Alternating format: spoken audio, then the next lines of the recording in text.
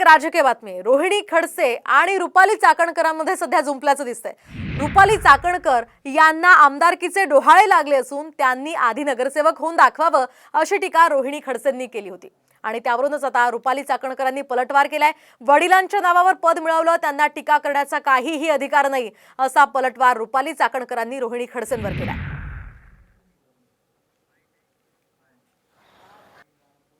तुम्हाला नक्कीच आमदारकीचे डोहाळे लागल्यासारखं आम्हाला दिसतंय। पहिले आमदार किंवा नगरसेवक होऊन दाखवा ताई, त्याच्यानंतर एका नेत्यावरती आरोप करायला तुमचा अधिकार असेल। ज्या नेत्यांनी तळागाळातल्या गोरगरीब लोकांचे प्रश्न मांडलेत यांच्यावरती बोलणं म्हणजे आकाशामध्ये थुंकण्यासारखं आहे। ते सगळं तुमच्यावरतीच परत येणार आहे, त्याच्यामुळे त्या भानगडीत तुम्ही पडू नका।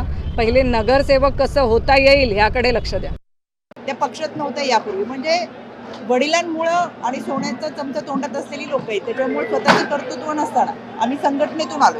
ज्याचा जेवढा अभ्यास असतो तेवढंच ते वक्तव्य करतात। पहिली गोष्ट, आमच्याकडे सीडी आहे करून तुतारीमध्ये प्रवेश मिळवला। अजून कुणाची सीडी ती बाहेर पडली नाही। लोकसभेच्या निवडणुकीमध्ये तुतारीचा प्रचार करायचा सोडून भाजपचा प्रचार केला।